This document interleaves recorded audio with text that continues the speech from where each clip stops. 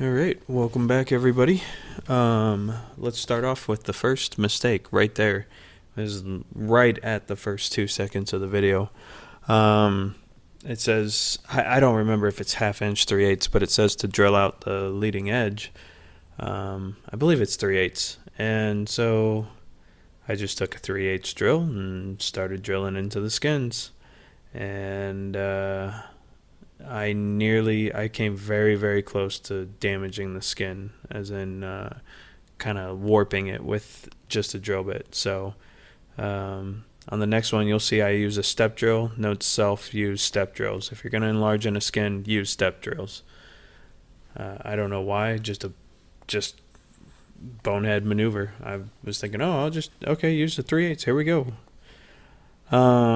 So anyways, this is kind of bonus content. It should have been It should have been with the leading edges and the fuel tanks, but as some of you that follow know, or all two of you that follow me know, I did the leading edges and the fuel tanks kind of out of order. Those were like the first couple of things I did, and so this content had to be put somewhere else. Over there in the corner, or at the top of the screen, I am filing away like a madman because I riveted the leading edge onto the wing, and then I realized that the leading edge does not meet up with the top skins as well as I wanted it to. So I am having to file away, put a whole bunch of duct tape on the forward skins. You can see here I pulled off this leading edge and filed it way, way down. So yeah, before you pop rivet these things on, look at that. Look at that skin. Make sure it lines up right.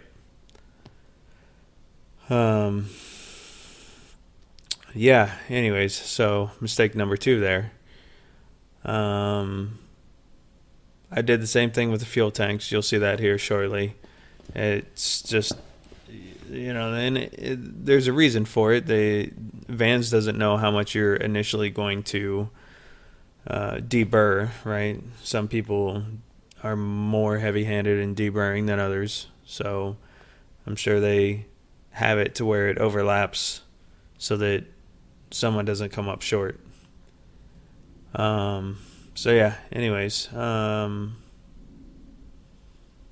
that's a pain though, putting all that duct tape up against the skin just to sit there and sand or file down the leading or the edges of those leading edges. My buddy Keith was in town for 2 or 3 days, and he decided to come over, check out the project, and then of course this was a 2-man job, so I just put him right back to work, which was amazing. I really appreciate him helping out. Anybody who says that they build this thing by themselves, first of all, amazing, and secondly, I don't know how you do it, because you need like those Stretch Armstrong type arms to be able to get around the wing structures.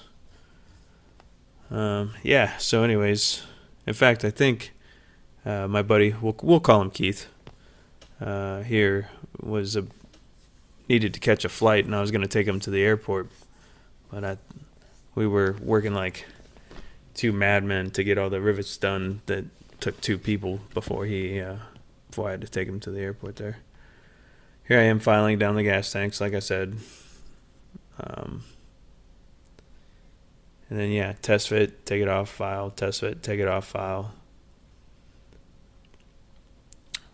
Right here at the spar where it's clamped onto the wood surface, trying to get those 3 bolts in nearest to where the spar attaches was really tough. For whatever reason, it was the 3 holes for those 3 bolts that bolt into the spar were probably a millimeter and a half out of whack, and so it took a very long time for me to get those to thread right without damaging the threads on the bolts. Torque seal after torquing, and call it a day on that. This is kind of one of my favorite parts though, where it like actually starts to look like a wing. But and yes, I am using a electric drill to put in all of those screws. I know that somebody is gonna say, "Oh my God, you could have over torqued them." But if you can figure out how to use a rivet gun and feather a rivet gun, you can figure out how to feather a electric drill. And I never once got into the pneumatic part of that drill. But yeah, so here, put this on.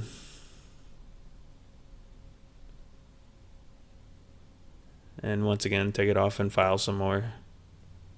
I probably test fit 3 or 4 times per gas tank. And so yeah, that's pretty much it for this. We'll call it bonus content because it couldn't have been added into the leading edges or the fuel tanks. I'm happy to have everything in one place now. Given how many hours were in the fuel tanks, I just didn't like them being in storage. I'd rather them just ride on the wings where they're supposed to be. And that's pretty much it for this video. Next one up will be either the aileron torque tubes or the bottom skins. And I'll see everybody there. All 2 of you, that is.